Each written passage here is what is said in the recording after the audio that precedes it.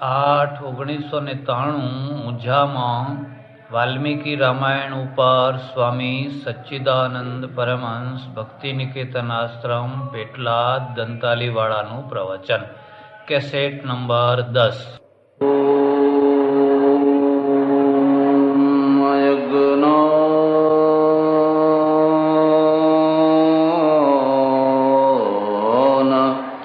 तिमिरान्धस्य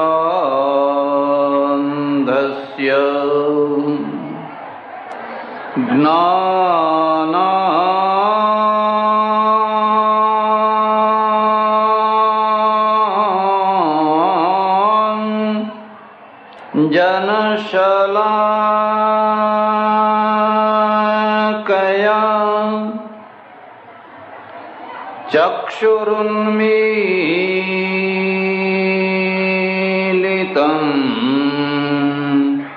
येन तस्मै श्रीगुरवे नमः।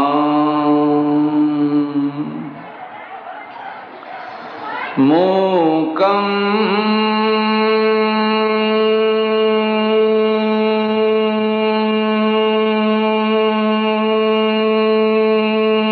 करोति वाचालं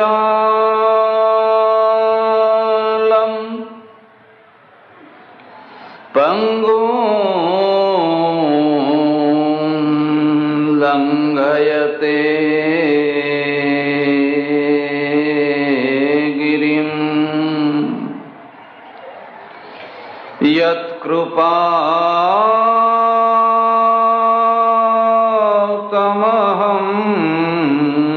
वन्दे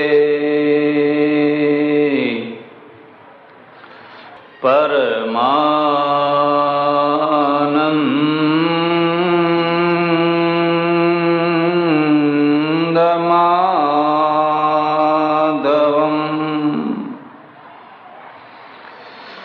या देवी सर्वभूतेषु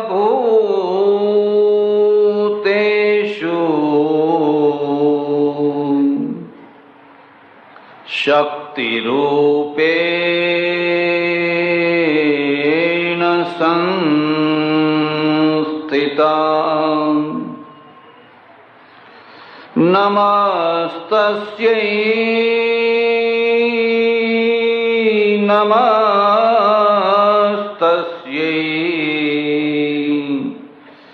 नमस्तस्यै नमो नमः। अम्बे मात की उमिया मात सद्गुरु नमः। पार्वती पते हर हर महादेव हर। माताओ, बहनों અને ધર્માભિલાષી સજ્જનો, મહર્ષિ વાલ્મીકી વિરચિત રામાયણની કથાનો પ્રસંગ ચાલી રહ્યો છે। રામાયણ સંસારનું દર્પણ છે અને સંસાર છે એ રામાયણનું દર્પણ છે। જેને સંસાર જુઓ હોય એ રામાયણમાં જુએ, અને જેને રામાયણ જોવી હોય એ સંસારમાં જુએ। એટલે આપણા ત્યાં એક કહેવત છે કે અમારા ઘરમાં રામાયણ થઈ છે। ભાઈ, આ શાની રામાયણ છે? લોકો પૂછતા હોય છે કે શું રામાયણ થઈ છે? દર્પણનો અર્થ શું થાય છે? માણસને દર્પણ બહુ વહાલું લાગતું હોય છે। ગમે એવો કદરૂપો માણસ હોય એવા માણસને પણ દર્પણ સારું લાગતું હોય છે। ઈશ્વરે બહુ દયા કરી, બહુ દયા કરી। કોઈ પણ માણસ જ્યારે દર્પણ આગળ જઈને ઊભો રહે એટલે એને એમ જ લાગે કે હું સાક્ષાત કામદેવનો ભત્રીજો છું, એટલે તો એ જીવે છે. નહીં તો કદરૂપા માણસો આત્મહત્યા કરી બેસે. પણ કોઈને દર્પણ એમ નથી કહેતું કે તું કદરૂપો છે. દર્પણ છે એમાં માણસ શું જુએ છે? પોતાનું રૂપ જુએ છે, પોતાનું પ્રતિબિંબ જુએ છે. એમાં કોઈ જગ્યાએ ટપકું લાગ્યું હોય, કંઈક આઘું પાછું થયું હોય તો એ ચહેરો ઠીક કરી લે છે. એમ રામાયણની અંદર તમારા જીવનની છાયા છે, તમારો ચહેરો છે, તમારા ઘરનો ચહેરો છે, તમારા સંસારનો ચહેરો છે. એ સુંદર હોય તોય તમારો, અને બેડોળ હોય તોય તમારો. બીજું, સંસાર શું છે જેને આપણે બધા જીવી રહ્યા છીએ? એ સંસાર શું છે? એ સંસારની ઘણી ઉપમાઓ આપી છે. એક ઉપમા આપી છે સંસાર સાગર છે, સમુદ્ર છે. બીજી ઉપમા આપી છે સંસાર રણ છે. ત્રીજી ઉપમા આપી છે સંસાર અટવી છે, અરણ્ય છે. આવી બધી ઉપમાઓ આપી છે. સાગર કોને કહેવાય? જેમાં ખૂબ પાણી ભર્યું હોય અને જેનો કિનારો ના દેખાતો હોય એનું નામ કહેવાય સાગર. નદી ગમે એટલી મોટી હોય પણ એનો કિનારો દેખાતો હોય, સામે કિનારો દેખાય, પણ દરિયાનો કિનારો દેખાય. જેમ દરિયાનો કિનારો ના દેખાય એમ સંસારી માણસને સંસારના પ્રશ્નોનો કિનારો ના દેખાય, એટલે એનું નામ પાડ્યું. તમારા એટલા બધા પ્રશ્નો છે, એટલા બધા પ્રશ્નો છે, એટલા બધા પ્રશ્નો છે કે એનો કિનારો દેખાતો. તમે એમ સમજો કે બસ હવે આટલું થાય એટલે આપણે પછી છૂટા. કોઈને છૂટા થતા જોયા તમે? છૂટા ક્યારે થાય? જ્યારે ઉપરથી લેવા આવે ત્યારે છૂટા. એના પહેલા ભાગ્યે જ કોઈ છૂટા થતું હોય છે. કેમ કે કિનારો દેખાતો નથી. પણ એકલો કિનારો ના દેખાય એટલા જ માત્રથી કોઈ સમુદ્ર સાગર નથી બની જતો, જેમાં અગાધ પાણી હોય, અગાધ પાણી હોય.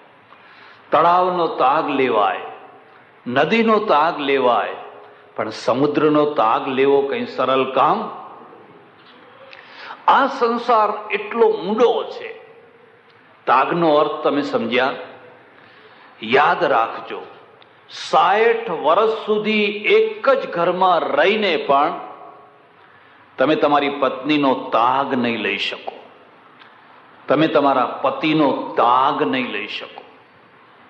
એ શું છે એને તમે પૂરેપૂરા સમજી શકશો જો ઘરના માણસનો તમે તાગ ના લઈ શકતા હોવ તો બહારના માણસનો તો શું લઈ શકવાના? એટલે અગાધ ઊંડો છે. પણ અગાધ ઊંડો હોય એટલા માત્રથી કઈ સમુદ્ર થવાય?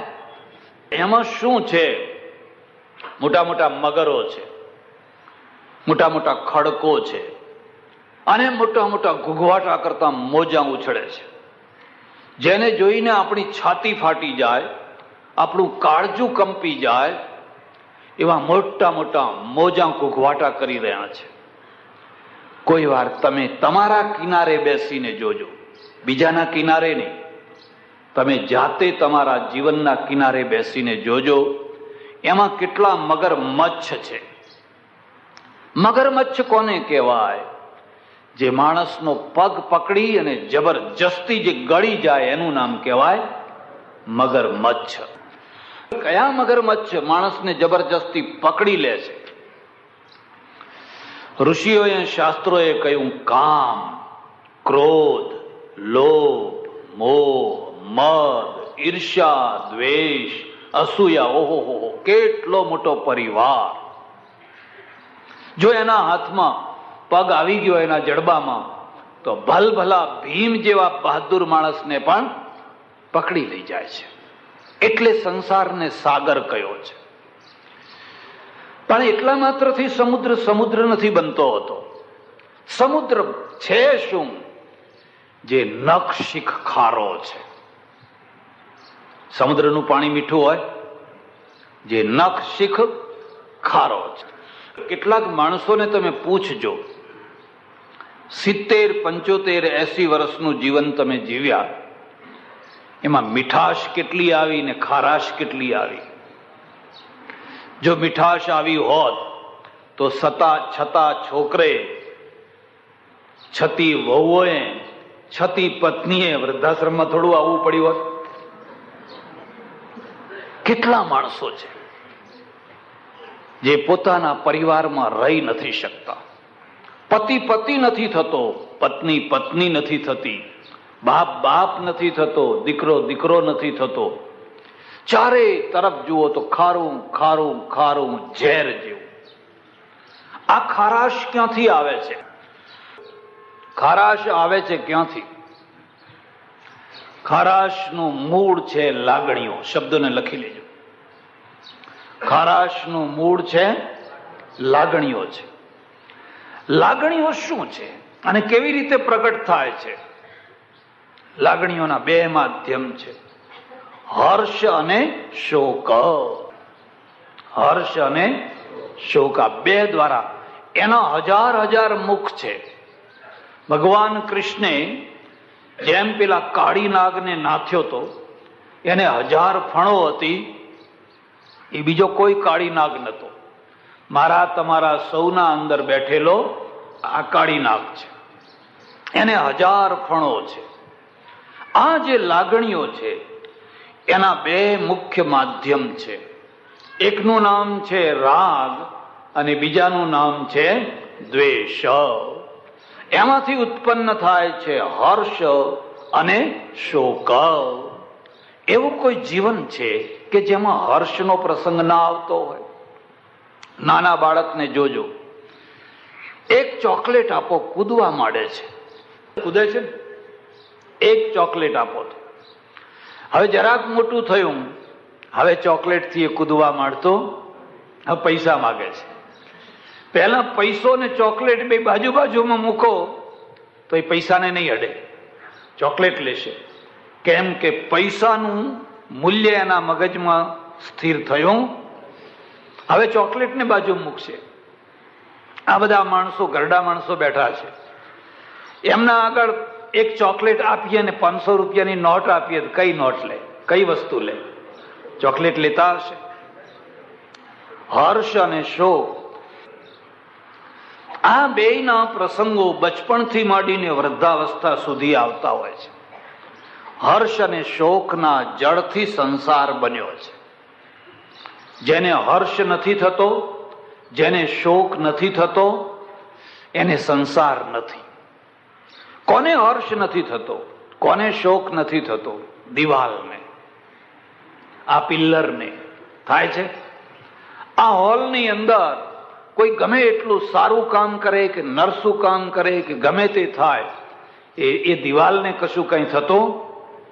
કેમ કે જળ છે, જેમાં ચેતના છે, જેમાં મન છે, જેમાં અંતઃકરણ છે, એને લાગણીઓ છે ને છે. જ્ઞાની પુરુષને હોય જ. જ્ઞાની પુરુષ જળ થોડા છે. તો ફરક શું છે? ફરક એક જ છે કે જ્ઞાની છે એ સમજણથી એને સહન કરી લે, અજ્ઞાની રોકકળ કરે. આઘાત બંનેને લાગવાનો છે, દુઃખ બંનેને થવાનું છે. એકનું દુઃખ છે એ વ્યક્ત થવાનું છે અને બીજાનું જે દુઃખ છે એ વ્યક્ત થવાનું, એ પોતે અંદર, પોતાના અંદર સહન કરી લે છે. અને અંદર સહન કરી લે છે એટલે એ સંસારને તરતો માણસ છે. જે સહન નથી કરી શકતો અને જે પ્રવાહમાં વહી જાય છે એ વહેતો માણસ છે, એ ડૂબતો માણસ છે.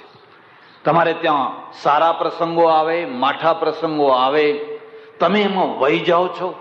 અને જો વહી જાઓ છો તો તમે ખેંચાતા માણસ છો. પણ જો તમે એના કિનારે ઉભા રહીને સ્વસ્થ રહી શકો છો તો તમે પાણીમાં, દરિયામાં રહીને પણ તરતા માણસો છો. જે તરતો હોય એ બીજાને તારી શકે, અને જે પોતે તરતો ના હોય એ બીજાને તારી શકે.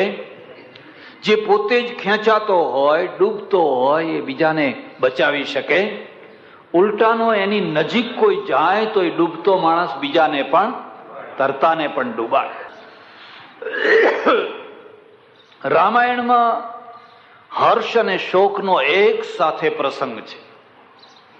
એક સાથે.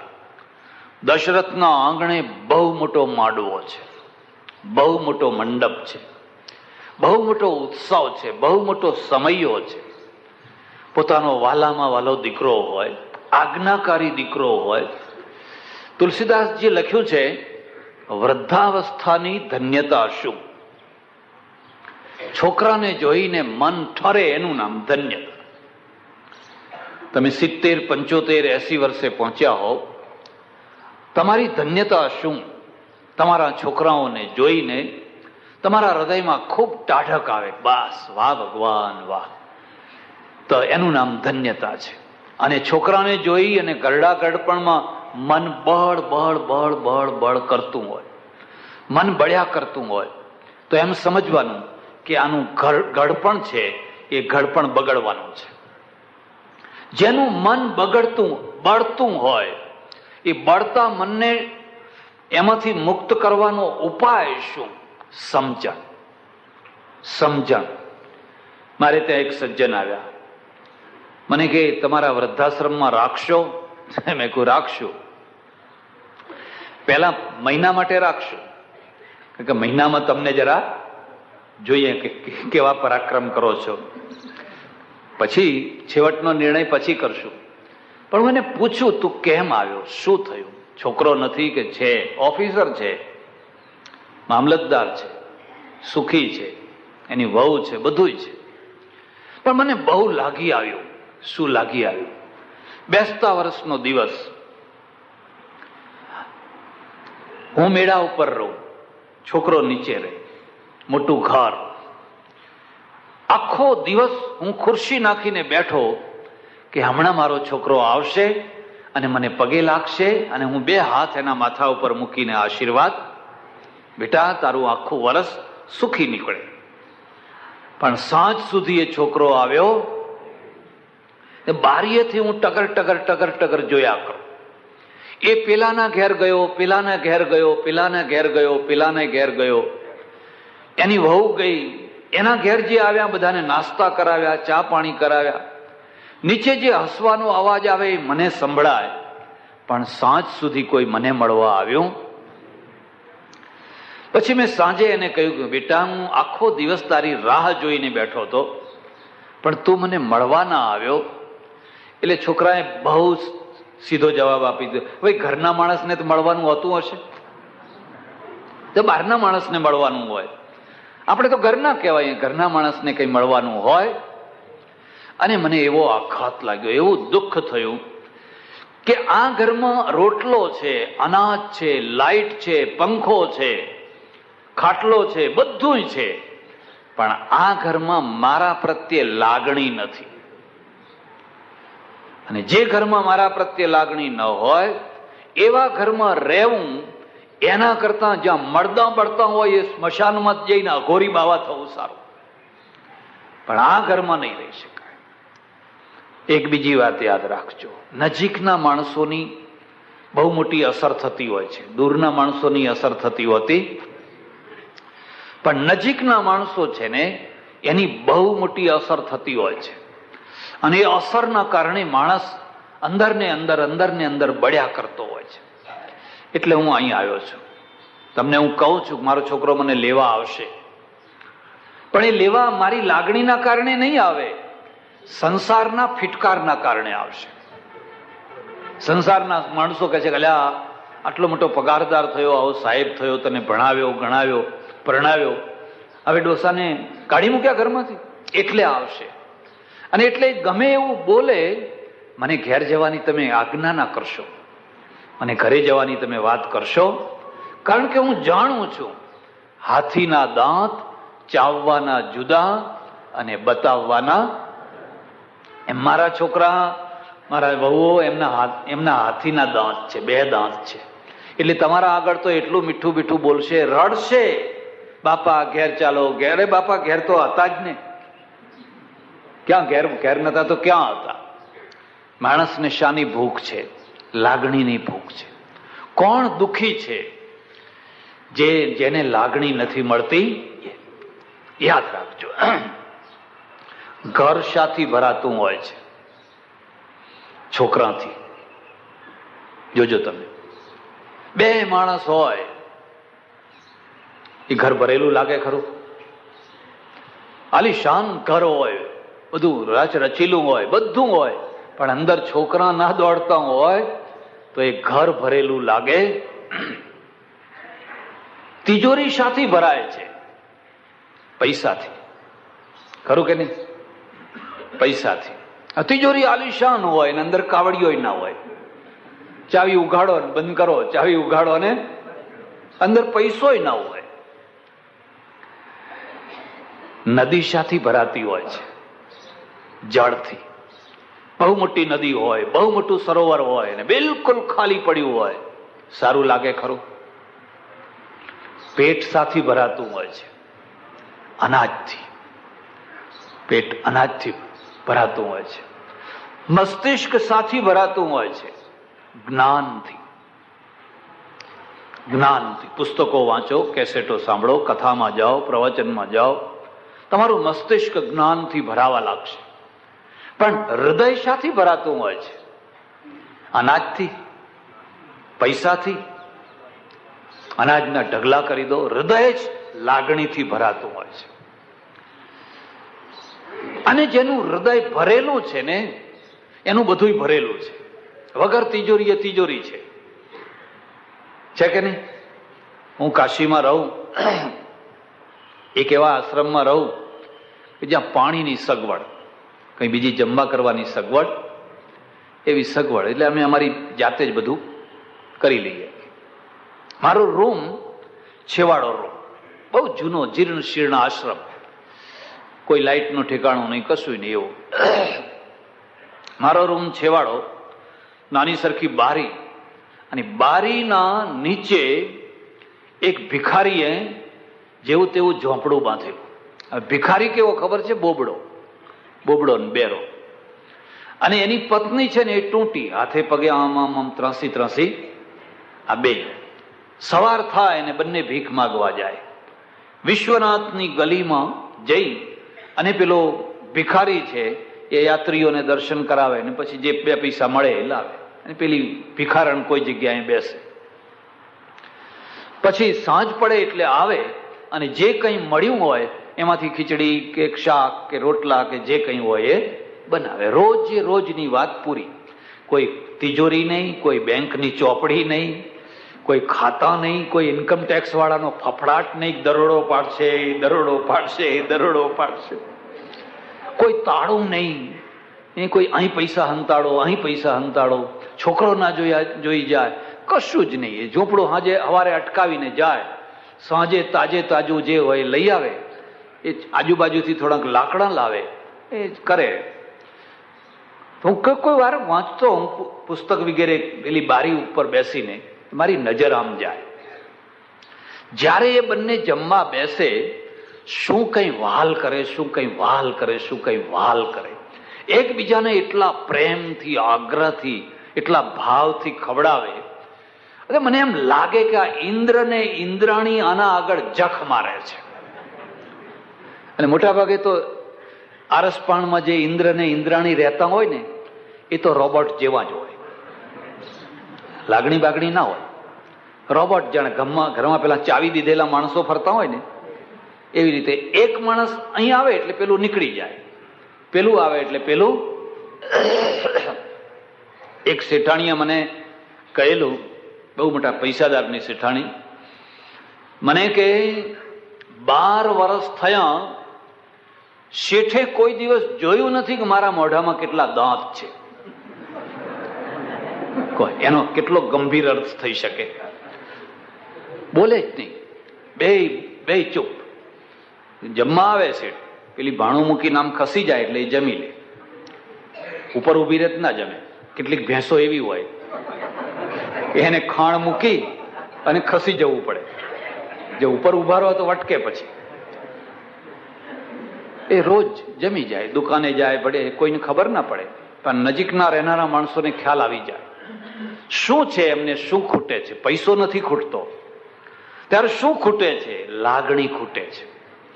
કેમ લાગણી નથી થતી? કેમ? શું કારણ છે? આ જે હૃદય છે ને એ આળું થઈ ગયું છે, અને આળું હૃદય થઈ જાય પછી એ લાગણીઓને સહન કરી શકે. જેના આંતરડા આળા થઈ જાય એ અનાજ ના સહન કરી શકે. ખાય એટલે જાડો, સંગ્રહણી, કારણ આંતરડા આળા થઈ ગયા છે. એમ એનું હૃદય આળું થઈ ગયું છે. કોઈ એવો વૈદ્ય આવે, કોઈ એવો ડોક્ટર આવે અને આળા હૃદયને મુલાયમ બનાવી દે તો લીલા. પણ એ વૈદ્ય લાવવો ક્યાંથી? આ ડોક્ટરોએ હજુ એવી ગોળીઓ બનાવી, એવા ઇન્જેક્શન હજુ બનાવ્યા, એવા હજુ સુધી બનાવ્યા નથી. મારું સંસાર રામાયણ પુસ્તક છે, મેં એમાં એક દાખલો આપેલો છે, અને બનેલો દાખલો આપેલો છે, અને ઉત્તર ગુજરાતનો દાખલો છે. આ ઉત્તર ગુજરાતમાં 10-15 વર્ષ પહેલા રામદેવ પીરનો ખેલ નીકળતો. હવે બધું બંધ થઈ ગયું. પેલા ગામડે ગામડે છે ને તે રામદેવ પીર, એટલે કેમ સરકારે પણ સાથ આપેલો કે બધા દારૂબંધીમાં લોકોને દારૂ છોડાવતા, એટલે બધા રામદેવના નામે દારૂ છોડે. જોકે પછી તો એવું થયું કે રામદેવનો પાઠ ભજવે એ જ દારૂ પીને આવવા માંડ્યો. લાંબો ટાઈમ ચાલે. હવે આવા ઊંઝા જેવા ગામમાં એવા રામદેવનું આખ્યાન ચાલે, અને આખા ઊંઝાની વસ્તી હેકડે ઠઠ રાત્રે ભરાય, સૌને ઉમળકો હોય. એક બીજી વાત તમને કહું, બહેનોને ઘરના બહાર નીકળવાની બહુ ઈચ્છા હોય, કારણ કે બહાર નીકળવાનું કોઈ નિમિત્ત જ નહીં. તમે તો આખો દિવસ રખડ આ પાન ખાવા ગયા, અહીં ચા પીવા ગયા, અહીં આંટો મારી આવ્યા, પણ આંટો મારી આવ્યા, પણ આંટો. અને આ 4 દિવાલમાંથી આને નીકળવું શું? કાં તો એને પિયર જવાનો પ્રસંગ હોય, કાં તો કોઈ આવો ધાર્મિક પ્રસંગ હોય, કાં તો મેળો હોય, એ સિવાય તો બહાર નીકળવાનું નહીં. એટલે એને પણ બહાર નીકળવાની ઈચ્છા થાય. અને જો તમે આ વાતને સારી રીતે સમજી શકતા હોવ તો રોજ તમારી પત્નીને અડધો કલાક ફેરવવા લઈ જજો. કૂતરું લઈને ફરો છો, હે?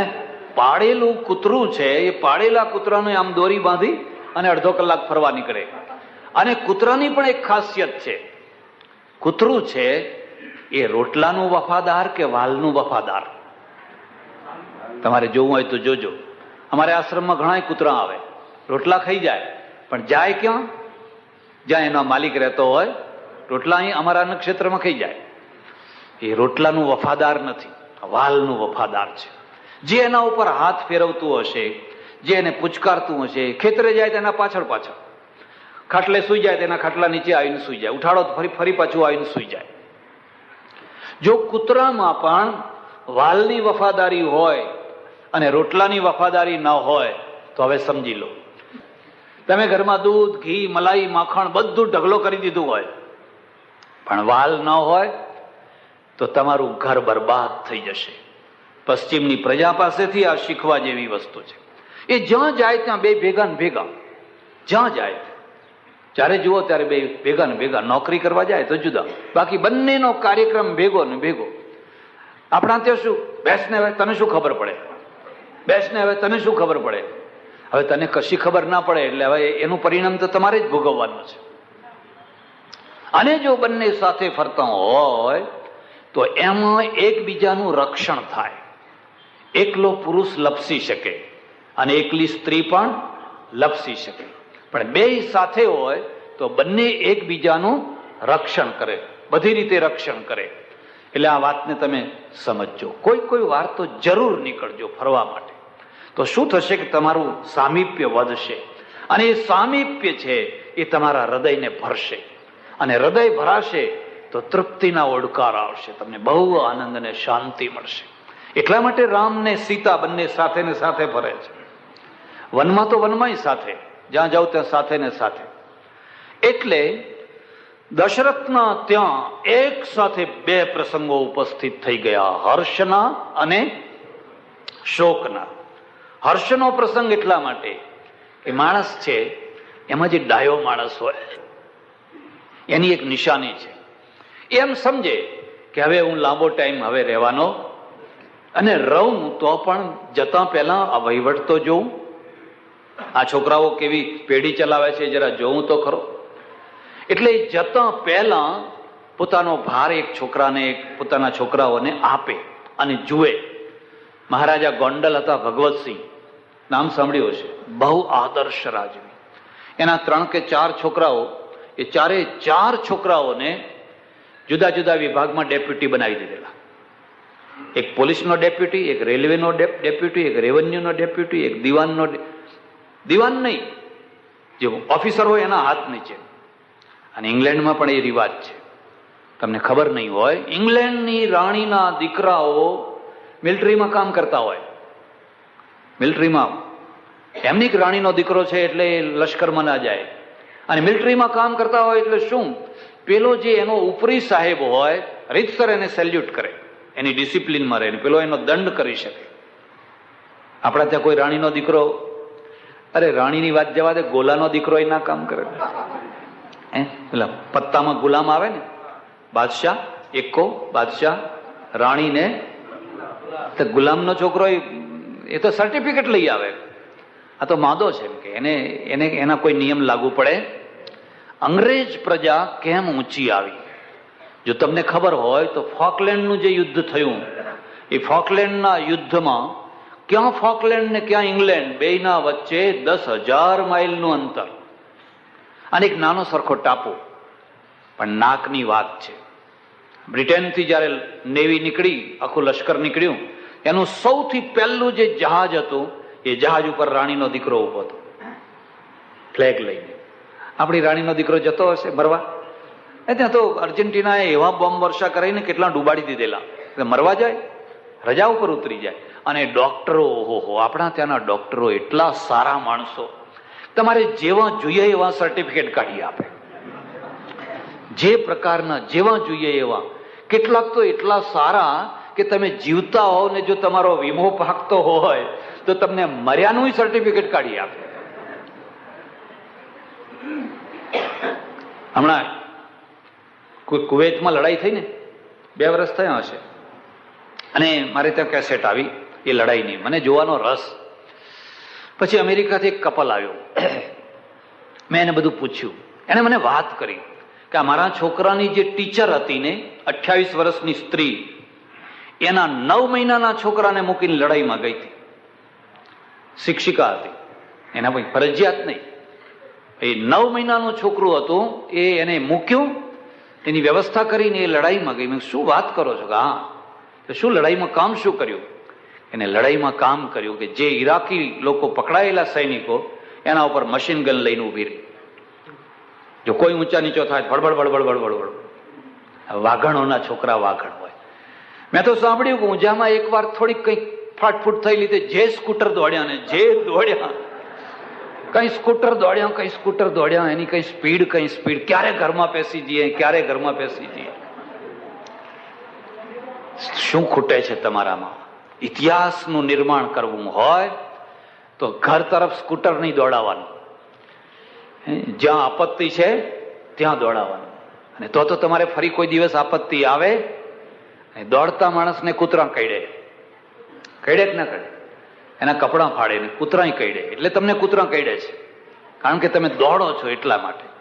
પેલો સામે ગયો. એટલે દશરથના ત્યાં એટલો મોટો પ્રસંગ આદર્યો, એટલો મોટો પ્રસંગ આદર્યો કે રાજ રજવાડા બધા કેટલા ભેગા થયા. અને છેવટની ઘડીએ ગીતા અને રામાયણના બેયમાં એક મુદ્દાનું તત્વ છે. ભગવદ્ ગીતામાં મહાભારતના યુદ્ધનો આટલો મોટો પ્રસંગ પણ બગડવાની અણી ઉપર હતો કે નહીં? છેલ્લી ઘડીએ અર્જુને કહી દીધું કે મારે હવે લડાઈ કરવી, કહો તો આ કૃષ્ણની દશા શું થાય? કોઈનો સાથ દીધો હોય, તમે બહુ મોટું ધીંગાણું થયું હોય, કોર્ટે ચડવાનું હોય, અને વર્ષો સુધી ખાના ખરાબી થવાની હોય, ને છતાં તમે હિંમત કરીને સાથ દીધો હોય, અને એ સાથ લેનારો માણસ જ પહેલી મુદતમાં જ પાણીમાં બેસી જાય તો તમારી શું દશા થાય? પહેલી મુદતમાં જ પાણીમાં બેસી ગયો અને તમને પૂછ્યા વિના જ સમાધાન કરી લીધું. તો હવે જે આ જે બધા સાથ દેનારા હતા એમની તો જાણે દુર્દશા જ થઈ જાય. એટલે એક બીજી વાત યાદ રાખજો, મર્દને સાથ આપજો, નાદાનથી ચેતતા રહેજો. મર્દને સાથ આપજો તો મરવું પડશે તો એ મરણ પણ દીપી ઉઠશે, અને નાદાનને જો સાથ આપ્યો તો એ ક્યારે અડધી નદીએ તમને ડૂબાડે એ કઈ કહી શકાય. અમારે આશ્રમમાં એકવાર એવું થયું, ઘણી વાર એવું થાય અમારે આશ્રમમાં પણ. રાતના 11 વાગ્યા હશે અને દરવાજા ઉપર કોઈ બૂમો પાડવા લાગ્યો. એટલે હું ઉઠ્યો, જાગ્યો. પેલો હું જ જાગી જાઉં મોટા ભાગે, અને ગયો તો જઈને જોઉં તો 4-5 છોકરાઓ ઉભેલા અને 30-32 વર્ષની ઉંમરની એક બહેન ઉભેલી અને રડે ઊભી. એટલે મેં પેલી નાની બારી ખોલી. મેં કહું, ભાઈ શું છે? અમારા ગામના છોકરાઓ. મને કે આ બેન ચોકડીએ બેઠી હતી 4 રસ્તે અને રાતના 11 વાગે બેઠી રોતી હતી, એટલે અમે એને અહીં લઈ આવ્યા, તમારા આશ્રમમાં એને આશરો આપો. એટલે મેં કહ્યું, તમે તમારા ઘેર લઈ જાઓ, તમે 4-5 જણા છો, તમારા ઘેર લઈ જાઓ. મને કે ના, અમારા ઘેર ના લઈ જવાય. લોકો કઈનું કઈ બધું કે આ કોણ હશે ને શું હશે ને ફલાણું હશે ને આવું બધી જાતની કલ્પનાઓ કરે. ત્યારે હું જો એને આશરો ના આપું તો ચારે તરફ તો બધા ભૂંડડા પડેલા જ છે. કયા ટાઈમે કોને પીંખી નાખે એ કઈ કહી શકાય. મેં એને અંદર લીધી. પેલી રસોડાની પડાળી હતી ખુલ્લી, અમે એને સુવાડી. અને પછી સવારે મારે કપડવંજ જવાનું, એટલે જીપ હતી, એ જીપ લઈને નીકળ્યો. અને સવારે પાછું એને મેં 25 રૂપિયા આપ્યા. મેં પૂછ્યું, મેં તું તારે શું દુઃખ હતું, કેમ આવી હતી ને શું રડતી હતી? મને કે મેં પ્રેમ લગ્ન કર્યા. હું પ્રજાપતિ જ્ઞાતિની છું, એટલે કુંભાર, અને મારો ઘરવાળો છે ને એ આપણે ઠાકોર કહેવાય ને એવી જ્ઞાતિનો છે ને એ પોલીસમાં છે. એટલે એને રાત્રે મને મારી જોડીને, મારી પાસે 50 રૂપિયા હતા એ પડાવી લીધા અને મારી જોડીને ઘરમાંથી બહાર કાઢી મૂકી. હવે રાત્રે હું ક્યાં જાઉં? આ છોકરાઓ મને અહીં લઈ આવ્યા. તારા પાસે પૈસો છે? મને કે ના. તારું પિયર ક્યાં હોય? પ્રેમ લગ્ન વાળાને ભાગ્યે જ પિયર હોય. ખ્યાલ આવે છે? પ્રેમ લગ્ન કર્યા હોય તો પછી પિયર ભાગ્યે જ હોય. કોઈને હોય, ડાયા મા બાપ હોય તો સમાધાન કરી લે, હું હવે જે થવાનું હતું એ થઈ ગયું, હવે પછી એને બહુ લાંબુ એનો દ્વેષ ના રખાય. મને કે પૈસો નથી મારી પાસે. મેં એને 25 રૂપિયા આપ્યા. જા, કપડવંજ જતી રહેજે. એ નીકળી ગઈ અને જઈને ચોકડીએ ઊભી રહી. મારી ગાડી નીકળી, મેં એને ઊભેલી જોઈ. મેં વિચાર કર્યો કે એને ભાડું ખર્ચવું પડે એના કરતા પાછલી સીટમાં ને બેસાડી દો. બેસાડી દીધી, નડિયાદ ચોકડીએ ઉતારી દીધી. અને હું કપડવંજનો કાર્યક્રમ પતાવીને સાંજે આવ્યો, એ મારા આશ્રમમાં એક બહુ મોટી ધમાલ ઊભી કરી દીધેલી. વાત એમ બનેલી કે પેલી ઠેઠ ત્યાંથી પાછી આવી, ક્યાંથી નડિયાદથી, અને પછી પાછી એના પતિ પાસે ગઈ, અને પતિનો પેલો નિશો ઉતરી ગયેલો, એટલે 2 થઈ ગયા 1. થઈ જાય કે ના થઈ જાય? 2 થઈ ગયા 1. 1 તો થઈ ગયા, પણ પછી એને પૂછ્યું તું રાત ક્યાં રહી હતી? તો કે આશ્રમમાં. અને પેલો પોલીસ વાળો, એટલે એ તો ઝઘડો કરવા આવ્યો, મારી પત્નીને એમ તમે આશ્રમમાં કેમ રાત રાખ્યો? હવે હું હાજર નહીં. એટલે ભાઈ એ રોતી હતી ને એને કોઈ આશરો નહોતો, એટલે અમે તો ઉલટી એને મદદ કરી. એટલે પછી મારા આશ્રમમાં બધી બહેનો, એમણે કહ્યું કે તું તો કંઈક કહે, કે મને દુઃખમાં મદદ કરી હતી એવું તું તો કંઈક કહે. એટલે પેલી શું કહે છે કે મારે જોડે તોય ઘરવાળો કહેવાય, એનો પક્ષ લેવાય, કઈ તમારો પક્ષ લેવાય? કહે નાદાન કહેવાય કે ના કહેવાય? એ નાદાન કહેવાય. એટલે મને એ તો કે મારે જોડે તોય ઘરવાળો ને એમ કે. એટલે તમને નવાઈ લાગશે, એક સભામાં મારે જવાનું થયું, પછી બધી બહેનોની જ સભા હતી. એટલે મેં કહ્યું કે બોલો બહેનો, તમારામાંથી જે તમારો પતિ તમને મારઝૂડ કરતો હોય એ હાથ ઊંચા કરો. અહીં ના કરતા હો. એટલે થોડીક બહેનોએ હાથ ઊંચા કર્યા. એમાં પહેલી જ જે બેન બેઠેલી, મેં એને કહ્યું જરા ઊભા થાવ અને કેમ માર ઝૂડ કરે છે એના કારણ બતાવો. બહેનોની સભા હતી. મને કે એ આપણને મારે જોડે નહીં તો પછી કોને મારે જોડે એમ. કારણ કે પતિ નામના એક પ્રાણીને મારઝૂડ કરવા માટે એક બીજું પ્રાણી જોઈએ. એક બીજું પ્રાણી જોઈએ, અને બીજું પ્રાણી છે એમ સમજી ગયું છે કે આપણે તો એ તો મારઝૂડ કરે એટલે એનો ધર્મ છે અને આપણો ધર્મ છે. આ મગજમાં ગાંઠ બેસાડી દીધી. એટલે કોઈ મર્દ માણસ હોય ને એને તમે સાથ આપો ને અને મરવું પડે ને તો મરો તોય તમે દીપી ઉઠો, પણ નાદાન કી દોસ્તી ખતરે જાન, ક્યારે તમને મારી નાખે એ કહેવાય. દશરથ છે, એ દશરથને એવી એક નાદાન સ્ત્રી મળી છે. એક ગંભીર મળી છે, બીજી ગંભીર મળી છે, પણ ત્રીજી નાદાન છે. અને જે નાદાન છે એના ઉપર સૌથી વધારે પ્રેમ છે. પેલા ગંભીર ઉપર ઓછો, બીજા ઉપર ઓછો, પણ નાદાન ઉપર છે એ બહુ પ્રેમ છે. અને નાદાનીનો અર્થ શું છે? જે પોતાની બુદ્ધિથી કામ ન કરે પણ જે બીજાની ચડાવેલી ચડી જાય એનું નામ નાદાની. નાદાનીનો બીજો શું અર્થ છે? એટલે કઈ છે ને એ કઈ છેલ્લી ઘડીએ પરોડીએ આખો પ્રસંગ ધૂળ ધાણી કરી નાખ્યો. એક બીજી વાત છે, પ્રસંગમાં જે વ્યક્તિને હાનિ કે લાભ થનારો હોય છે એ અલગ વાત છે, પણ આબરૂદાર માણસની આબરૂનો બહુ મોટો પ્રસંગ હોય છે. માનો કે એક છોકરો પરણ્યો કે એક છોકરી પરણી કે ના પરણી કે એનું બીજે કર્યું ત્રીજે કર્યું, એ તો જે થવાનું હોય એ થાય, પણ એ આખો પ્રસંગ માંડનાર જે આબરૂદાર માણસ છે, આપણા ત્યાં તો સમાજ છે, એ સમાજની જે આબરૂ છે એના ઉપર બહુ મોટો ફટકો પડતો હોય છે.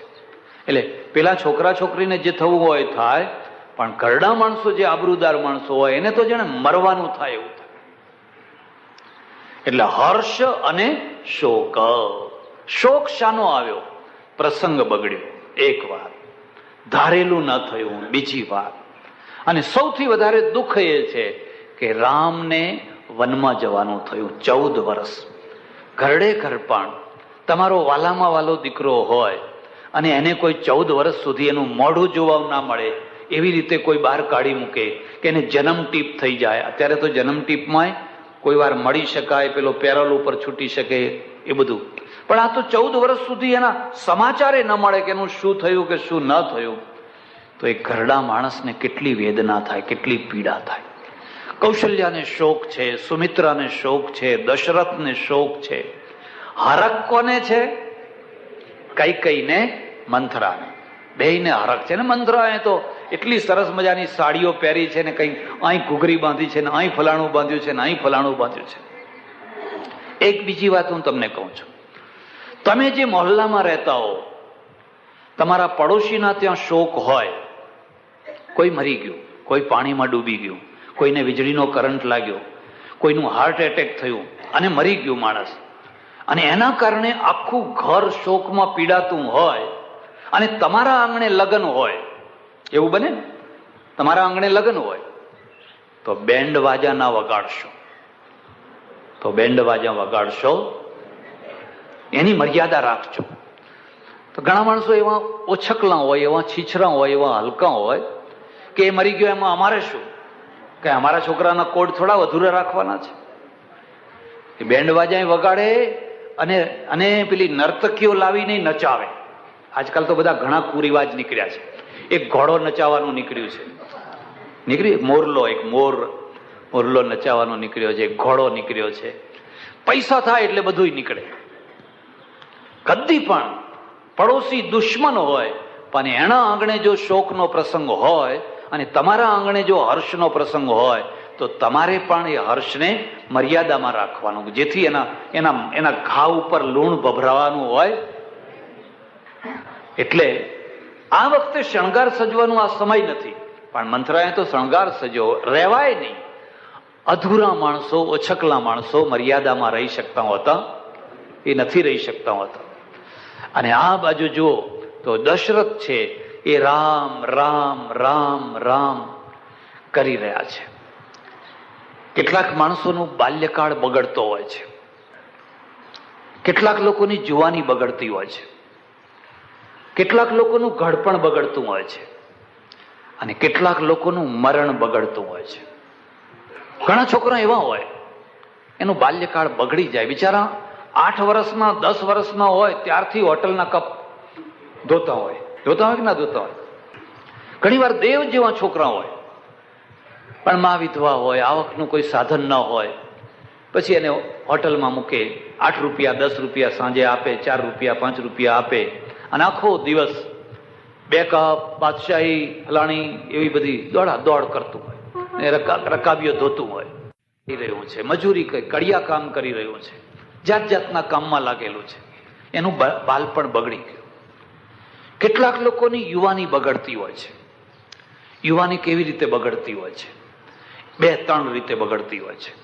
પહેલા તો યુવાવસ્થામાં એણે એના વડીલોની સાથે દુશ્મનાવટ કરી હોય, એના મા બાપ સાથે, એના વડીલો સાથે એવો મદ ચડ્યો હોય કે ભસ્માસુર બને.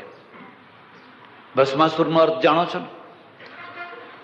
ભગવાન શંકર, અને શંકરનું નામ આશુતોષ.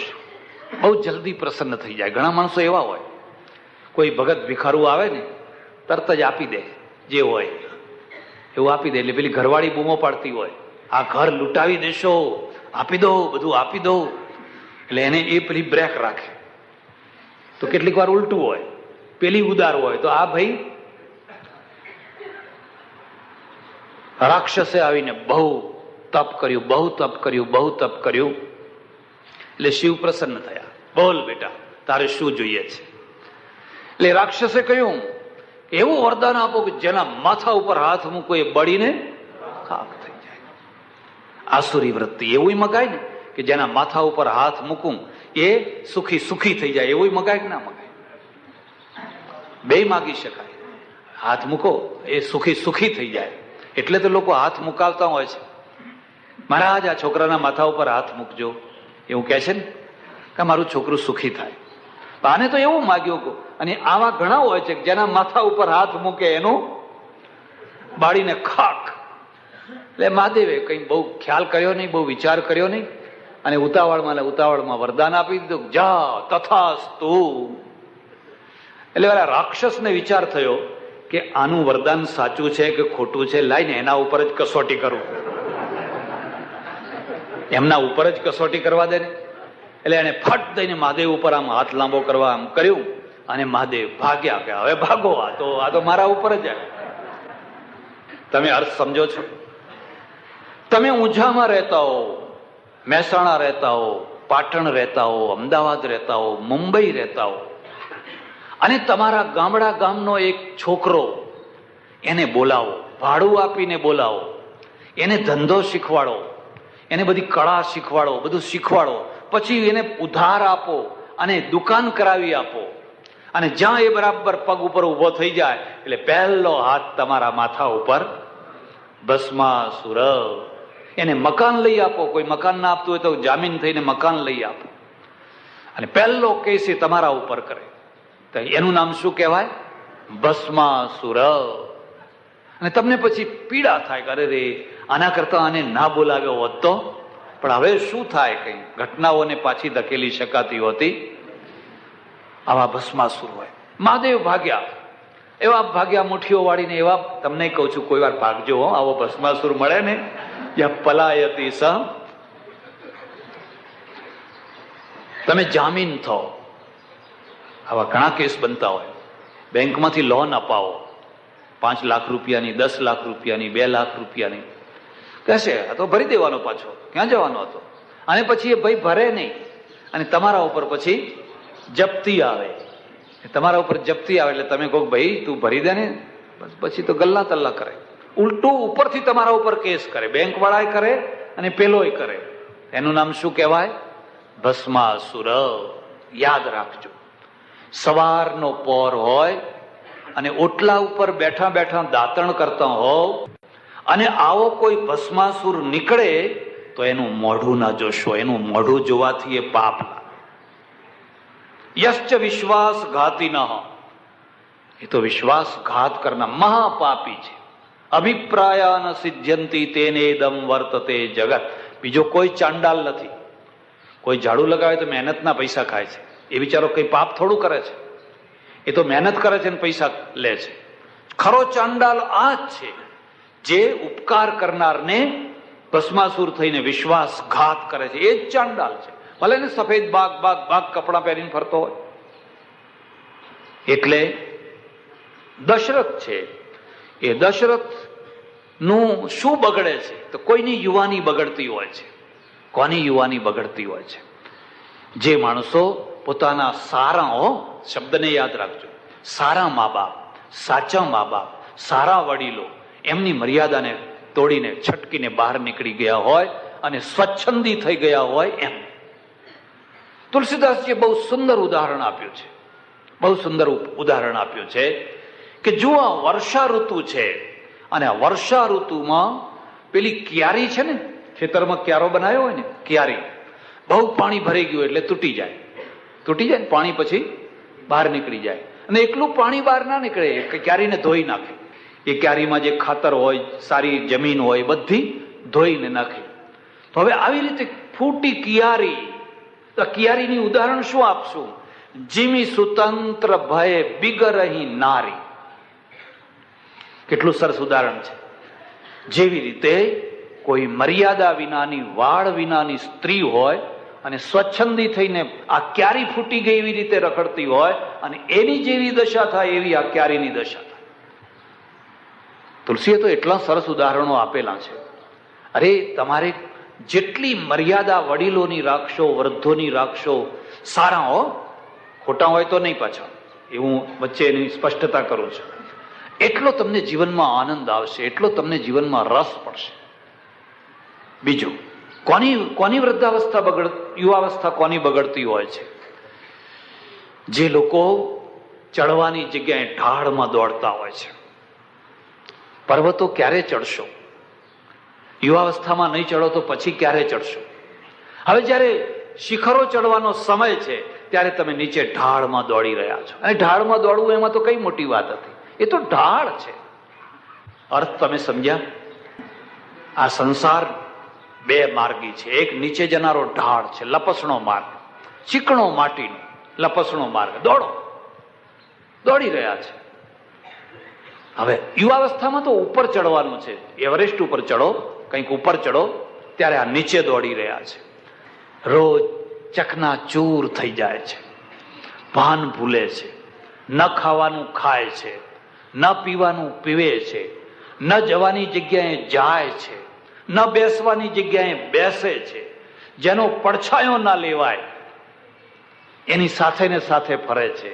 યુવાવસ્થા બગડી ગઈ, એની યુવાવસ્થા બગડી ગઈ. યુવાવસ્થા ત્રીજી કોની બગડતી હોય છે? ભર યુવાવસ્થામાં એટલો અસંયમ કર્યો કે શરીર હાડકે હાડકું થઈ ગયું. યુવાવસ્થામાં શરીર કેવું હોવું જોઈએ? આમ પહેલવાન જેવું, માણસને આમ જોવાનું મન થાય, આરોગ્ય હોય. હવે એટલું કુપથ્ય કર્યું, એટલું કુપથ્ય કર્યું. તમે મહાભારતમાં જોજો. મહાભારતમાં બે રાજાઓ, બે છોકરાઓ છે. એકનું નામ છે ચિત્રાંગદ અને બીજાનું નામ છે વિચિત્ર વીર્ય. બે યુવાવસ્થામાં મરી ગયા. ભર યુવાનીમાં બે મરી ગયા. ખબર છે ને કેમ મરી ગયા? અતિશય અસંયમી હતા, અતિશય અસંયમી. અને બે સ્ત્રીઓ વિધવા થઈ ગઈ. આખી એમાંથી પછી આગળ પાંડવોની કથા ચાલી. કેમ? આ યુવાવસ્થામાં થયું શું? આને આખું શરીર જુઓ તો હાડકે હાડકું, પામર જેવું શરીર. એની યુવાવસ્થા બગડી ગઈ. એક ટાઈમ હોય તમારો ખૂંખારો ખાઓ તો 10 દુશ્મનો હોય તો ડરી જાય એવી તમારી ધાક હોવી જોઈએ. તમે ચાલતા હો તો લોકોને ખબર પડે કે આ થનગનથી યુવાની છે. ત્યારે હવે ઘરડા ડોસા જેવા ડગર ડગર ડગર ડગર ડગર. એની યુવાવસ્થા બગડી ગઈ. ઘડપણ કોનું બગડ્યું? કેટલાક માણસોનું ઘડપણ બગડતું હોય છે. અને કેમ બગડતું હોય છે? ચીડિયો સ્વભાવ. ભાઈ હવે તો ચીડિયો સ્વભાવ છોડો. અને એટલે આખો દિવસ ચીડચીડાપણું એટલે ઘરમાં બધા એનાથી નારાજ છે. એમાંય જે નવી વહુઓ ને નવી વહુઓના જે નવા છોકરા, એમને તો આ દાદો જરાય ગમતો નથી. એ તો એક જ કહે છે કે મારા દાદાને ઘરમાંથી કાઢો. કારણ કે નવા છોકરાને લાગણી ના હોય. આ એક બહુ વિચિત્ર વાત છે. મોહ છે ને, મોહ એ ગડપણમાંથી બાલ્યાવસ્થા તરફ જતો હોય છે. અને બાલ્યાવસ્થાથી ગડપણમાં જતો હતો એટલે ડોશીને ડોહાને પેલું વ્યાજ બહુ વહાલું લાગે. છોકરાના છોકરા હોય ને, કેટલાક ત્રીજી પેઢી, કેટલાક ચોથી પેઢી, કેટલાક પાંચમી પેઢી જુએ. એટલે ઘરડા માણસોને નાના બાળકો પોતાના હોય બહુ વહાલા લાગે, અને નાના માણસોને આ ઘરડા માણસો ઝેર જેવા લાગે. લાગે કે ના લાગે? ચામડું એક તો ઘો જેવું થઈ ગયું હોય. ચામડું કેવું થઈ ગયું હોય બધું? પહેલા કેટલું સરસ હોય ને પછી તો ઘો જેવું ચામડું. પછી લીંટ નીકળતું હોય, કફ નીકળતો હોય, ખૂ કરતા હોય. હવે છોકરું ખોળામાં બેસાડી અને એના ઉપર ખૂ, અરે એને રોગ વળગાડે છે. તને તો ટીબી થયો તો થયો, હવે આને તો બચવા દે. બન્યું એવું, એકવાર મારે એક એવા સજ્જનના ત્યાં જમવા જવાનું થયું, અને ઘરડા ડોહા.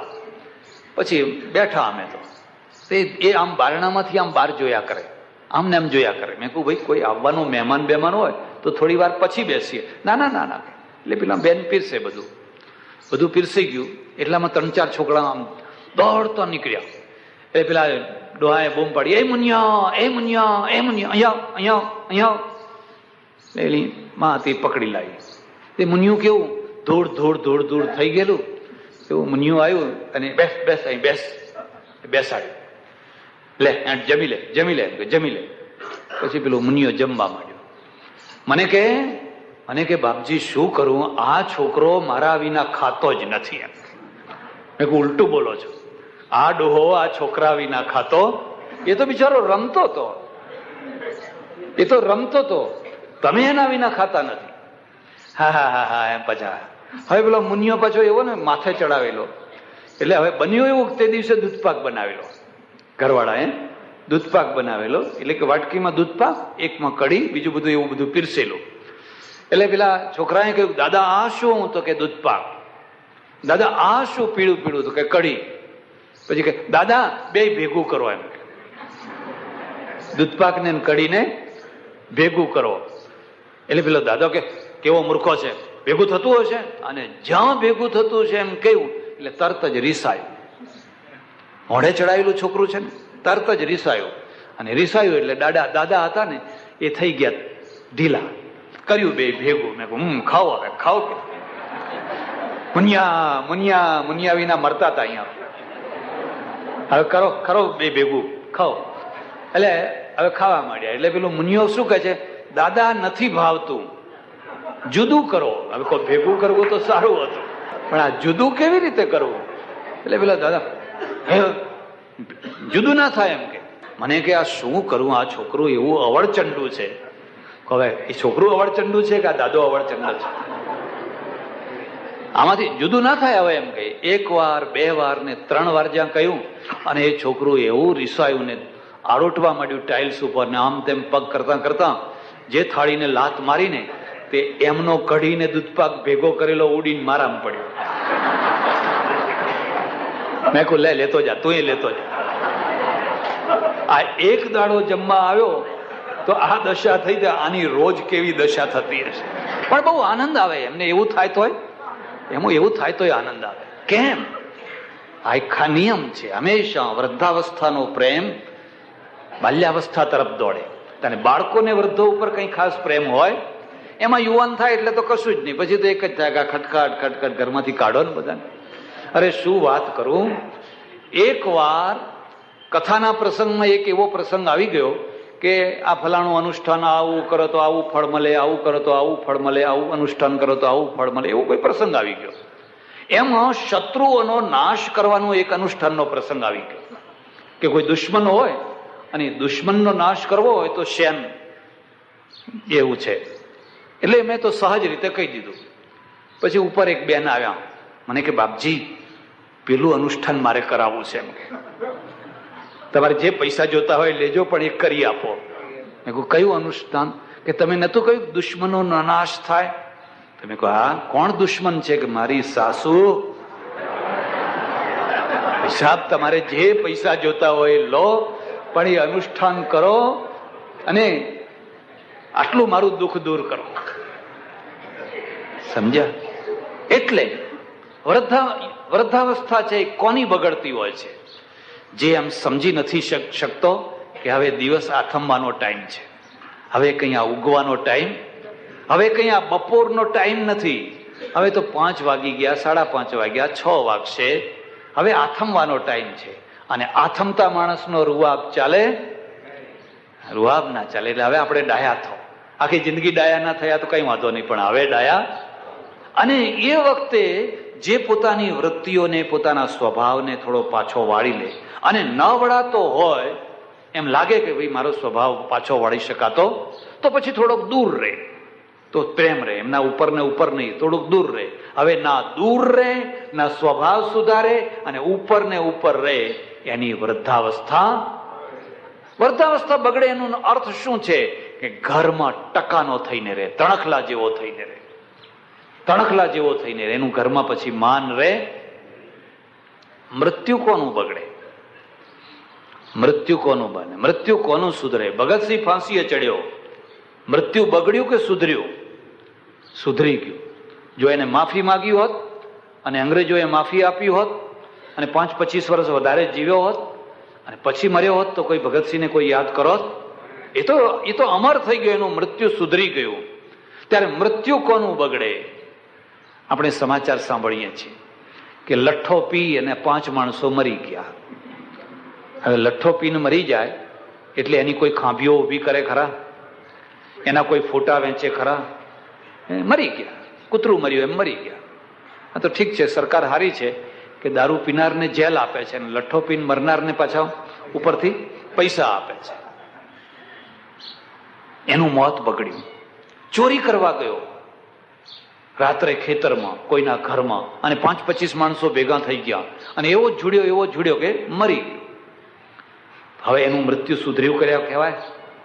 કોઈ બીજું કામ કરવા ગયો અને પકડાઈ ગયો અને લોકોએ જોડી નાખ્યો અને મારી નાખ્યો, મૃત્યુ થયું.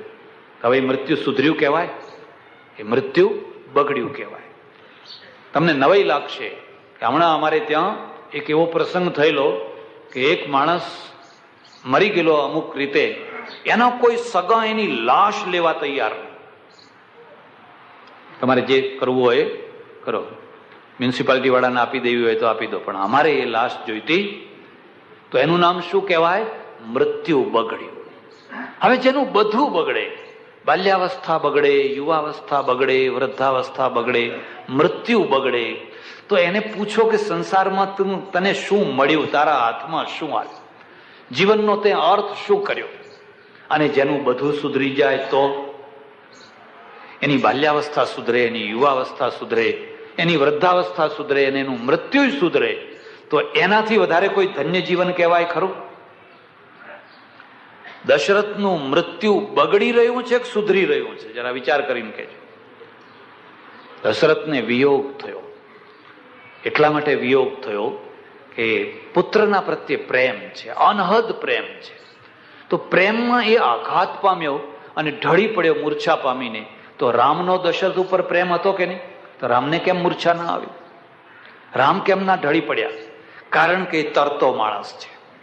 મુદ્દો આજ સમજવાનો છે. રામને પ્રેમ છે, પણ એ છતાં એ આઘાતને સહન કરી શકે એટલું વજ્ર જેવું એનું હૃદય છે, વજ્ર જેવું એનું મન છે.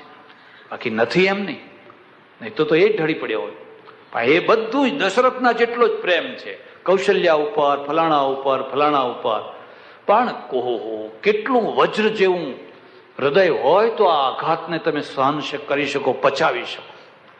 એટલે આ દશરથના ત્યાં વિયોગનો પ્રસંગ છે અને વિયોગના કારણે શોક છે. વિયોગ 2 પ્રકારના હોય છે, આશાવાળો વિયોગ અને નિરાશાવાળો વિયોગ. પતિ નોકરી કરવા જાય, પરદેશ જાય, ધંધોએ જાય, 2 મહિને, 4 મહિને, 6 મહિને આવે, એને વિયોગ થાય. અને વિયોગ તો થાય, પણ એમાં શું હોય? આશા હોય કે ના હોય? કે 6 મહિને 12 મહિને આટલા દિવસે જરૂર આવશે ને આવશે. અને જેટલો તીવ્ર વિયોગ હોય ને એ રોજ દિવસ ગણે કે હવે 3 મહિના ને 20 દિવસ બાકી, હવે આટલા દિવસ બાકી રહ્યા.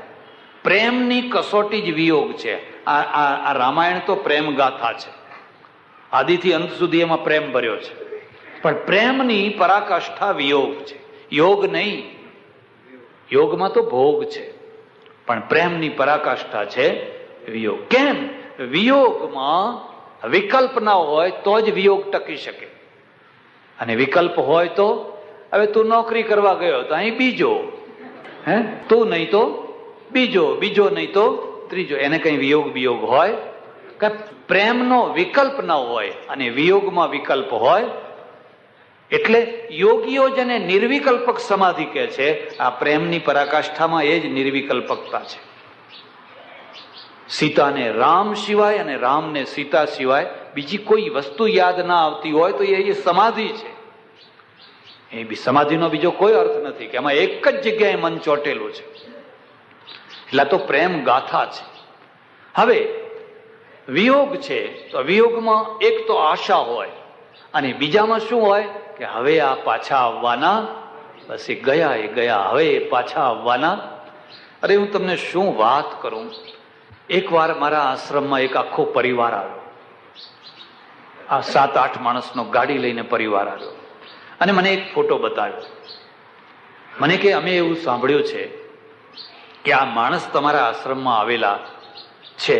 મેં કહ્યું ના ભાઈ, ના કે આવા નથી દેખાતા. એ તો 20 વર્ષથી નીકળી ગયા છે, 20 વર્ષ થયા છે, સંન્યાસી થઈ ગયા છે, સાધુ થઈ ગયા છે, એટલે દેખાવમાં જુદા હશે. પણ આ માણસ 20 વર્ષથી અમે એમને ખોળીએ છીએ.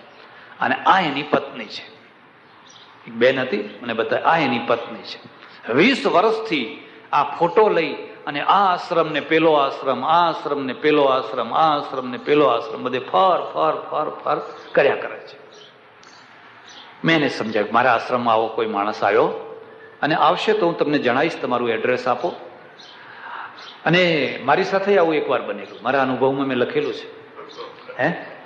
મારા સાથે 2-3 વાર આવું બનેલું. ઉજ્જૈનનો કુંભ મેળો, અને ઉજ્જૈનના કુંભ મેળામાં સાંજે ભોજન કરીએ, રાત્રે 8-8:30 વાગી જાય. હું હવના છેલ્લો ઉઠું, બધા હાથ બાથ ધોઈને જાય એટલે પછી કમંડલ લઈને ધીરે ધીરે, અરે બાવા થયા ને મસ્તી ના આવે તો હવે ક્યાં મસ્તી આવવાની? તમારે દીકરીઓ પરણાવવાની, દીકરા પરણાવવાના, જીરા વરિયાળાની તેજી આવે, મંદી આવે, ફલાણું આવે, બધું જાત જાતનું. અમારે તો આગળ ઉલાર ને પાછળ જે કહો તો એ મસ્તીથી આમ હાથમાં કમંડલ લઈને જવું. બરાબર એ જ ટાઈમે પાછળથી એક માણસ આવીને મારો હાથ પકડ્યો. હવે હાથ પકડે એટલે આપણને જરા એવું લાગે ને કે હાલો આ કોઈ દોડો કોઈ. આમ જોયું તો એક આધેડ ઉંમરનો શેઠ છે ને, મારો હાથ પકડેલો અને મારા સામું જોઈને આમ હસે. એટલે મેં ઝટકો મારીને હાથ છોડાવી દીધો. ક્યાં બાત હે? એમ જરા કડક અવાજે એને કહ્યું, ક્યાં બાત હે? મને કે બસ ભૂલ ગયે, ઇતને કઠોર હો ગયે, આટલા કઠોર થઈ ગયા, બધું ભૂલી ગયા. એટલે ઓવર ચક્કરમાં પડ્યો કે શું કહેવા માંગે છે. મને કે याद करो हम सब साथ में पिक्चर देखने जाते थे, फलाना करते थे, ऐसा करते थे, वैसा करते थे. એ તો 10-15 મિનિટ સુધી બધી જૂની વાતો કરવા લાગ્યો. મેં કહ્યું ભાઈ તમે જેને ખોળવા નીકળ્યા છો એ બીજો છે ને હું તો બીજો છું. એ વાણિયા, મારવાડના વાણિયા અગ્રવાલ. મેં કહ્યું હું અગ્રવાલ નથી, હું તો બ્રાહ્મણ છું. મને કે નહીં झूठ बोलते हैं, वही है. પાછો સાથે એક મુનિમ, અને મુનિમે કે વહી હે વહી હે વહી હે, બે ભેગા થયા. મેં કહું આ તો ફસાઈ ગયા, હવે શું કરું? મને કે તમને ખબર છે जिस दिन से आप गए हैं उस दिन से हमारी बहन जो है न खाती है न पीती है न फलाना करती है, वापस चलो घर मत आना. તમને એમ કે કિનારા તળાવ ઉપર કુટિયા બાંધી આપશું, ફલાણું કરી આપશું, આમ કરશું, ભક્તિ કરના, પણ ઘર ચલો. હવે મેં કહું હમણાં ટોળું ભેગું થઈ જશે ને વગર ફજેતીનું, ટોળાને બોલાવતા શું વાર થાય? હું તો એને સમજાવીને જેમ તેમ કરીને અમે જે તંબુમાં ઉતરેલા ને એ તંબુમાં લઈ આવ્યો. એ તંબુમાં 3-4 વૃદ્ધ માણસો, સંન્યાસીઓ, બહુ સારા માણસ. મેં કહું આમને હું કહીશ તો આમને સમજાવશે. અને પેલો એટલું રડે ને એટલો સચોટ વાતો કરે. मैं कहूँ स्वामी जी इनको समझाइए कि मैं बनिया नहीं हूं, मैं गुजराती हूं, ब्राह्मण हूं, मारवाड़ी नहीं हूं. तो पेला सन्यासियों एना पक्ष में थई गया. मैंने कहा वो तो सब भाषा तो बोलना आती है महाराज, आप जाओ इनके साथ में जाओ, इनको मत दुखी करो. હવે આ 3-4 સાધુઓ એ એના પક્ષમાં થઈ ગયા, હું એકલો પડી ગયો. એ પછી મને સમજાવે. રગ જગ કરતા કરતા રાતના 11 વાગ્યા.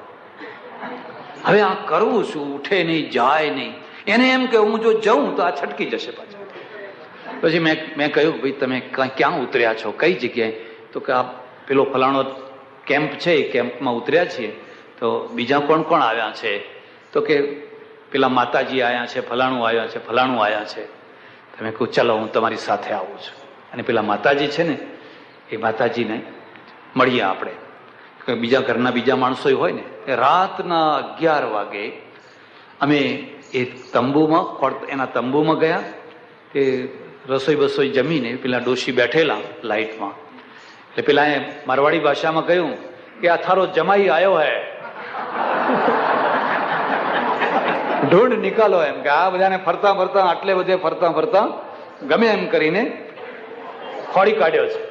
તે મેં પેલી માજીને કહ્યું માજી હું નથી એ, હું બીજો છું, જોજો પૈસા હો. એટલે પેલી ડોશી મને લાઈટ પાસે લઈ ગઈ. પેલી ગોળો હતો ને ત્યાં લઈ જઈને આમ આમ જોવા લાગી. આમ જોઈને પછી કે દિખે કો નહીં, એમ કે એસો નહીં દિખે. એમ કે હે મેં કહું ભગવાન મળ્યા, સારું થયું. વાત પેલાને કહ્યું કે આ છોકરો એવો નથી લાગતો. એમ કે એ પેલા તમે પકડી લાયા પણ આ બીજો છે. અને પછી જ્યાં એને ખાતરી થઈ ગઈ કે આ અમારો માણસ નથી, પછી કોણ મૂકવાય આવે છે. પછી હું કોણ ને અચ્છા કે મહારાજ જાઓ. એમ કે હવે પેલા કુઠિયા બનાવી આપશું, ઘરે ચાલો, આમ ચાલો, તમને જે જુએ એ બધું કરી આપશું. અને હવે મેં કહું બીજું કઈ નહીં તો મને મારા તંબુ સુધી મૂકવા તો ચાલ. તો કે ના અચ્છા મહારાજ જાઓ. એમ કે સંસાર સમુદ્ર છે. દશરથ છે ને એ દશરથના ત્યાં એક સાથે આ હર્ષ અને શોકના 2 પ્રસંગો ઉભા. એટલે દશરથે રામને કહ્યું રામ હું લાચાર છું, મારી પરાધીનતાનો કોઈ પાર નથી. આ સ્ત્રી છે ને એ નાદાન છે, અને નાદાન સ્ત્રીએ મારા ઉપર બહુ મોટો ઉપકાર કરેલો, અને ઉપકારના બદલામાં મેં એને 2 વરદાન આપેલા. પછી તો વરદાન ભૂલાઈ ગયો. અને હવે જયારે બરાબર મોકો આવ્યો ત્યારે એને 2 વરદાન માગ્યા. એમાં ભરતને રાજ માગ્યું હોત તો મને કોઈ દુઃખ નહોતું, પણ તને 14 વર્ષનો વનવાસ માગ્યો, મારાથી એ સહન થતું, પણ હવે વચનમાં હું તૂટી નહીં શકું. એટલે રામે તૈયારી કરી. કાલે કહ્યું હતું ને વલકલ પહેર્યા, સીતાજીએ પહેરતા ના આવડ્યા એટલે રેશમી સાડી ઉપર વલકલ બાંધ્યા. આખું દૃશ્ય બદલાઈ ગયું. આ બહેનો છે એ કોઈ વાર શોક મૂકવા જતી હોય ને ત્યારે તમે જોજો, નહીં પેલું ટ્રેક્ટર ભરીને જતા હોય છે ને, કાળા કપડાં પહેર્યા હોય. હવે રિવાજ ઉલટો થઈ ગયો, ધોળા પહેરે છે બધા.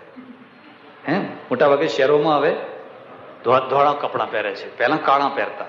એ બધા એક સરખા લાગે અને એમ સમજણ પડી જાય કે આ કોઈ શોકનો પ્રસંગ આપણને ખ્યાલ આવી જાય. અને એક રીતે સારું છે કે પુરુષો અહીંયા ખભા ઉપર ખેસ નાખ્યો હોય એટલે એમ ખ્યાલ આવી જાય કે આ કંઈક અમુક પ્રસંગે જઈ રહ્યા છે. એટલે રથ તૈયાર અને નીકળ્યા. પહેલી રાત ક્યાં રહ્યા? રામાયણને ને ભૂગોળને ને રામાયણને ને ઇતિહાસને જો તમે મેળવવા જાઓ તો ઘણી ઉપાધિઓ આવે એમ છે, કારણ કે આ મહાકાવ્ય છે અને લગભગ 2400 વર્ષ ઉપર રચાયેલું છે. પહેલી રાત તમસા રહ્યા, તમસા નામની નદી છે એના કિનારે રહ્યા. બીજી રાત શ્રીંગવેરપુર રહ્યા, અને ત્રીજી રાત છે એ છેક ભરદ્વાજના આશ્રમમાં જમના કિનારે પહોંચ્યા. તમારા ઘરમાં જો નકશો હોય તો તમે નકશો જોજો કે અયોધ્યાથી તમસા, શ્રીંગવેરપુર અને શ્રીંગવેરપુરથી પછી ભરદ્વાજનો આશ્રમ ઠેઠ ત્રિવેણી સંગમ, આનો રસ્તો કેવી રીતે નીકળે. એક બીજી વાત, દશરથ રાજા બહુ મોટા ચક્રવર્તી રાજા છે એવું આપણે કહીએ છીએ, અને છતાંય પહેલા જ દિવસે જ્યાં તમસા પાર કરી અને બીજા દિવસે જ્યાં શ્રીંગવેરપુર પહોંચ્યા, દશરથનું રાજ પૂરું થઈ ગયું. ગુહનું રાજ આવ્યું, નિષાદનું રાજ આવ્યું. નિષાદ માંડલિક છે એટલે દશરથનો આશ્રિત છે, પણ તે છતાં એટલું તો નક્કી ને કે એ એક દિવસ આ તો ચાલીને જાય છે પાછા, એટલે રથમાં જાય છે. રથ ચાલીને ચાલે તો કેટલું ચાલે? એટલે એનો અર્થ એ થયો કે રાજ્યની સીમા સીમિત હતી, બહુ સીમિત હતી. કૌશલ દેશના, અને કૌશલના 5 ભાગ છે પાછા. કૌશલ દેશના 5 ભાગ પાડેલા છે. કૌશલાધીશ ખરા, પણ ઉત્તર કૌશલ, દક્ષિણ કૌશલ, પૂર્વ કૌશલ, પશ્ચિમ કૌશલ, મધ્ય કૌશલ, એવા 4 ભાગ પાડેલા છે. એટલે ઇતિહાસ અને ભૂગોળ આ બંનેના દ્વારા જ્યારે તમે સંશોધન કરવા જાઓ ત્યારે તમારે ધાર્મિક વૃત્તિઓ એક તરફ મૂકી દેવી જોઈએ. અને જો ધાર્મિક વૃત્તિઓ સાથે રાખીને સંશોધન કરવા જાઓ તો બેમાંથી એકના ઉપર આંચ આવ્યા વિના રહે. પણ આપણે તો મહાકાવ્યની સાથે સાથે એક ધાર્મિક ગ્રંથ તરીકે પણ એને જોવા નીકળ્યા છીએ, એટલે પેલી વૃત્તિઓ સાથે. આ તો હું માત્ર તમને ઇશારત કરું છું. તમસા નદી પહોંચ્યા અને તમસા નદીએ વિચાર કર્યો કે હવે રાત પડી ગઈ, સાંજ પડી ગઈ. સુમંતે ચારે તરફથી પાંદડા ભેગા કર્યા, થોડુંક ઘાસ ભેગું કર્યું અને એનું બિછાનું કર્યું. અને બિછાનું કર્યું એમાં રામ સીતાને સુવાડ્યા. કાલે છત્રી પલંગમાં જે સૂતા હતા એ આજે ઘાસની પથારી ઉપર સુવાયા. ફરક કેટલો છે! દુનિયાનો આ એક ઉત્તમ પુરુષ છે. એ છત્રી પલંગમાં જે રીતે સૂતો હતો એ જ રીતે ઘાસની પથારીમાં પણ એ જ રીતે સૂતો. નહીં તો રામાયણ ના હોય. નહીં તો લોકો રડ કરે, અમારે તો આવો બંગલો હતો ને આમ હતું ને તેમ. અરે હતું તે હતું. હવે જે છે એને સ્વીકાર કરો, જે છે એને સ્વીકાર કરો. અને કોઈ એવું રડે છે કે અમે તો ગામડામાં રહેતા હતા, જેવું તેવું ઘર હતું ને પછી હવે ઊંઝા આવ્યા અને ઊંઝા આવીને બંગલો બાંધ્યો ને એમ રડતા જોયા કોઈ? એવું યાદે નહીં કરવાનું. એ વાત યાદ નહીં કરવાની, પણ જે સારી વાત છે ને એ યાદ કરવાની. ઘણી સ્ત્રીઓ છે ને, અમારા ઘરવાળા તો આવા હતા અને આવા હતા અને તેવા હતા અને ફલાણા હતા ને બહુ વાતો કરે, રડે ને બહુ વાતો કરે. પણ એ હતા ત્યારે તું લુખ્ખો રોટલો ખવડાવતી હતી, તને ખબર છે? કોઈ દાડો શીરો કર્યો ઘરમાં? પછી ધીરે ધીરે કે કર્યો, પણ એ ના હોય ત્યારે. એ જયારે બહાર ગયા હોય અને એટલું સરસ નિમિત્ત બનાવે કે છોકરા માટે કર્યો હતો. કોના માટે કર્યો હતો? આ છોકરું રડતું તો છોકરા માટે કર્યો હતો. હવે છોકરું આટલું ખાય કે આ કડાઈ ભરીને કર્યો એ છોકરું ખાતું હશે? બીજી રાત સવાર થયું અને રામે વિચાર કર્યો કે જો હું જાગીશ અને પછી જો અહીંથી વિદાય થઈશ તો આખી અયોધ્યાની વસ્તી જે રોતી કકડતી પાછળ આવી છે, રામ રામ રામ કરતી, તો એ બધી વસ્તી છે એ પાછી મારી સાથે આવશે ને એને રોકી શકાશે? એટલે રામે શું હોશિયારી કરી કે બધા સૂતા હતા અને સૂતા મૂકીને વહેલા ઉઠીને રવાના. કેટલાક મહાત્માઓ આવું કરતા હોય છે, બધા સૂતા હોય ને તો પછી રહી જાઓ, રોકાઈ જાઓ, રહી જાઓ, રોકાઈ જાઓ, રહી જાઓ, રોકાઈ જાઓ. કેટલાક મહેમાનો એવા હોય કે રોજ તૈયારી કરે ને રોજ પાછા ઢીલા થઈ જાય. રોજ તૈયારી કરે અને રોજ પછી ઢીલા થઈ જાય. અમારે કાઠિયાવાડની એક બહુ સરસ કથા છે. બાપુ હતા. બાપુનો અર્થ જાણો છો? બાપુ હતા અને વાંદરા તગડવા નીકળ્યા.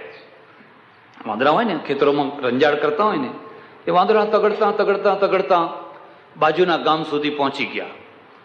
બાજુના ગામ સુધી પહોંચી ગયા. બાજુના ગામનો જે કુંભાર ને, એ કુંભારની જે પત્ની એ આ ગામની. એટલે એમણે જોયા કે હા મારા પિયરના આ તો ફલાણા બાપુ આયા છે ને. કેટલીક સ્ત્રીઓ છે ને બહુ લાગણી વાળી હોય, એના પિયરનું કૂતરું આવ્યું હોય ને તો એને ચા પીવડાવે, એને પાણી પીવડાવે કે મારા ગામનું મારા પિયરનું કૂતરું ક્યાંથી. અને કેટલાક એવા હોય એથી ઉલટા હોય, એથી બિલકુલ ઉલટા હોય. એટલે ઓહો બાપુ કે તમે ક્યાંથી? હેડો હેડો હેડો મારે ઘરે હેડો એમ. એટલે એને આગ્રહ કરીને ઘેર લઈ ગઈ. એનો ઘરવાળો એ સારો, એટલે એનો ઢોલિયો બોલિયો બધું પાથરી આપ્યું, બાપુને બેસાડ્યા. પછી વિચાર કર્યો કે હવે બાપુ આયા, ગામના દરબાર કહેવાય, એટલે ગમે તેમ કરીને વેપારીના ત્યાંથી ઘી ને ગોળ ને લઈ આવ્યો અને શીરો બનાવીને ખવડાવ્યો. બાપુ ખાઈને પોઢી ગયા પાછા. પોડી ગયા ને પેલાને શું કહે સવાર થશે એટલે વિદાય. એટલે સવાર થયું આ બાપુ 8 પહેલા તો ઉઠે જ નહીં. 8 વાગે 8:30 વાગે ઉઠે એટલે દાંતણ પાણી આ ના તે કરતા કરતા 9 9:30 થઈ જાય. એટલે વળી પાછા ચા પાણી કસુંબા થાય. કસુંબા જાણો છો? કસુંબા થાય એટલે એમ કરતા કરતા પેલો વિચાર કરે કે હવે તો જમવાનો ટાઈમ, એટલે વળી પાછું જમવાનું કરે. જમ્યા આમ કરતા કરતા રોજ તૈયારી કરે અને કઈ આ તે કરતા કરતા 7 દિવસ નીકળી ગયા. વળી પાછા બપોરે જમીન પોડી જાય.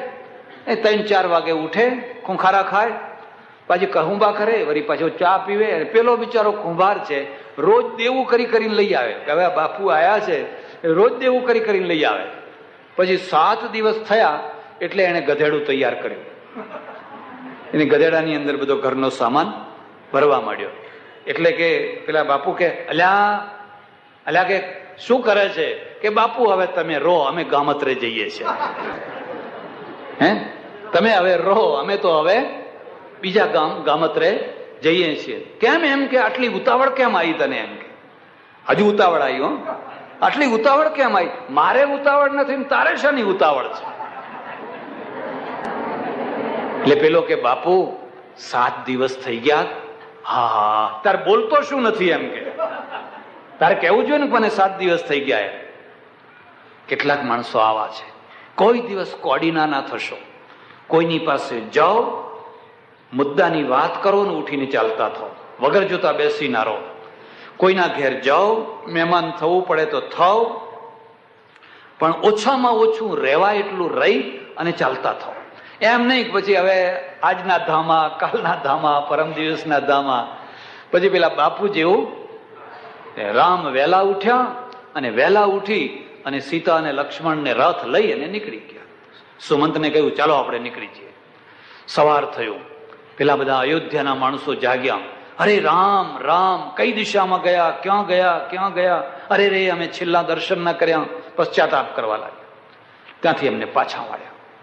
રામ છે બીજા દિવસે સાંજના ટાઈમે નિષાદ, શૃંગવેરપુર નિષાદના ત્યાં પહોંચ્યા. એનું નામ છે ગુહ. ગુહ જાતિનો છે.